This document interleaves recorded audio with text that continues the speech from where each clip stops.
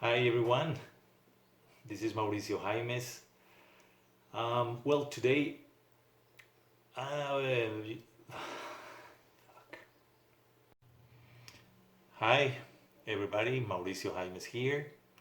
So, you want to buy real estate in Colombia and you think that you have to hire a team of experts to do it. Yes, you have read or you have be advised by other expert that you need a lawyer, that you need a real estate agent, that you need a tax specialist. Well, I'm gonna tell you how to buy real estate in Colombia without having to hire a bunch of experts or expend money on it. Yeah, it's possible. Yeah, it's possible. Just if you know what are you dealing with. Yeah. For example, they say you need a lawyer because you need someone who have to check the, the history of the property. Yeah, I'm gonna tell you one thing. Title certificates in Colombia, you can get it online, knowing the a number of the property that you can ask to the seller to provide. If you are interested in a property, you can say, okay, I want to check the background of the property. Please give me your registered number. Yeah, matrícula inmobiliaria is called that number. So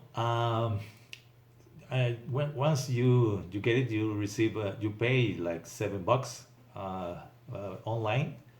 There is a website where you can get it. When you once you have the title certificate, you check a series of records. The last one is the one that said who is the owner of the property. Yeah, and in every step of the record, every record that you see, you can check if there is a lion, if there is a mortgage, if there is any other thing that affects the property. Yeah, that's a first step and a basic step. Okay, if the property has something that you see that is, for example, lion or something that is not on the name of the seller, the people who is owning the property, then you can go deep inside. But the basic thing is that you can check if a property has a problem or not. Yeah, and you can do it by yourself. Yeah. Okay, you will need a translator uh, for most, but you don't need to hire a lawyer. Or if you also need or are more comfortable hiring a lawyer, this is something that is not the cost of consulting work that can be charged or something like that. The other thing is the promise of purchase agreement. Yeah, I always say that everything has to be in writing. Yeah, and all clauses can be defined by the parties. Yeah, there are things, basic things that can be added to the promise of purchase agreement, but this is common sense. So if you, for example, know what penalty clauses you want to, as a buyer, you want to include, saying that you are gonna pay are gonna make a down payment, and then in the meantime to secure the property, and then when you sign the deed, you have to know that in case of the seller uh, can get a cannot comply with the deal, you can receive your money back, or at least you have a contract to that backs you to collect your money back, and that's possible. Yeah, but as everything is the idea is that you can prevent that in advance and not before. Then you can check that this contract have all the security that you need. Yeah, also the closing costs. Who is gonna pay the closing costs? That's also agreeable with the with the seller. Yeah, if you don't know, always you will have to pay all the closing costs. Yeah, and that's also part of the negotiation, as well as the payment terms. As you know, foreigners can get a mortgage in Colombia, so they need the easiest way is to pay in cash, but paying in cash is a negotiation advantage from you because people in Colombia likes also offers in cash. Offers in cash is where you can say, okay, I have the money, I have reviewed the property, I have checked the title certificate, so let's do the deal and sign the contract. And then it comes with the part of the way of payment. That is also a concern from foreigners. You normally, as a foreigner, say, well, how I'm gonna pay the property? Uh, the easiest some sorry, a mosquito. The easiest part was is to make a wire transfer. You don't need to open a bank account. You don't need to but as everybody wants, and this is the common rule, you have to secure the money. So you say, okay, I'm gonna open a bank account, or even because you already are planning to move to Colombia, you need a bank account. But that's another thing, yeah, because to opening a bank account in a local bank, you need to have to be a resident, yeah, to have a cédula de extranjería. But also you can open, if you are not going to, I mean, if you're going to stay abroad, you can open a brokerage account. But that's also another thing. But at the end, you state at the purchase agreement what is going to be the payment terms. So that's also things that you arrange with the seller, and you don't need a tax expert or a lawyer to do that for you. Yeah.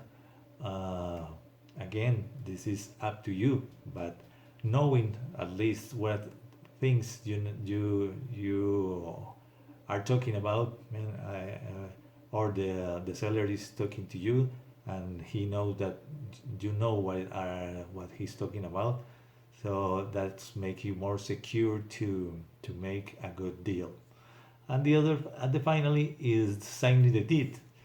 Once the purchase agreement is gonna be what we call here to be perfectionate, yeah, I mean to be legally in a deed, and that you go to a notary, and then you say to the notary officer, he is in charge of bringing this purchase agreement into a deed, everything that you stated, and he said that all the things are having are complaining, yeah. So he put that in a deed where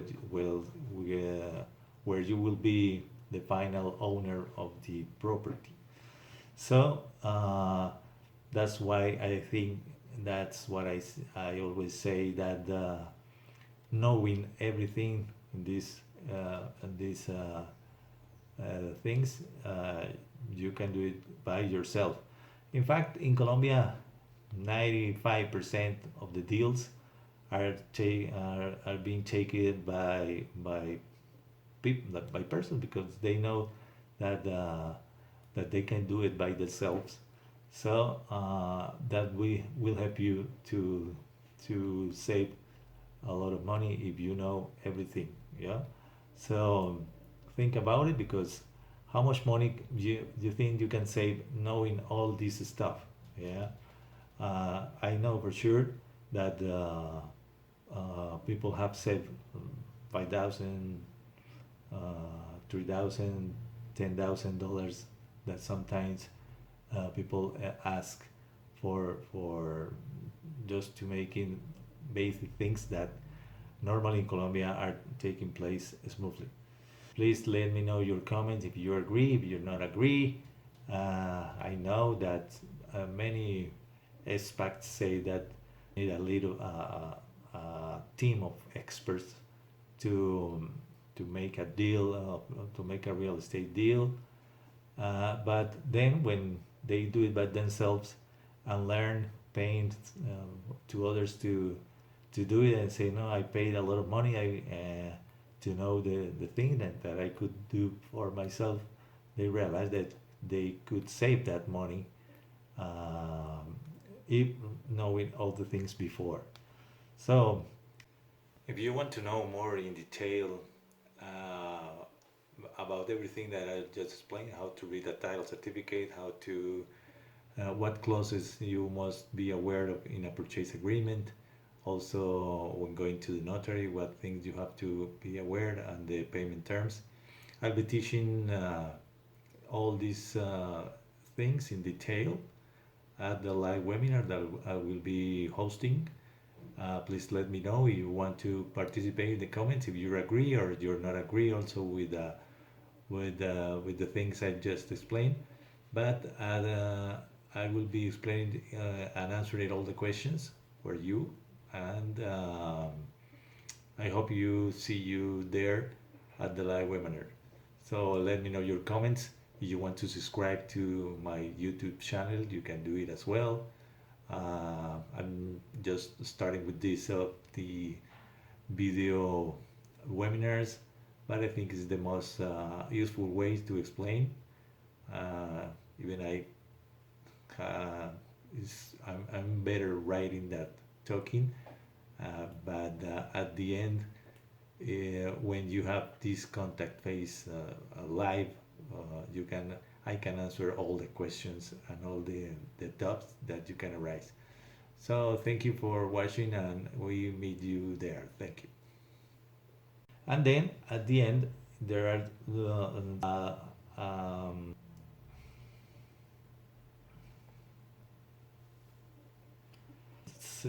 some uh,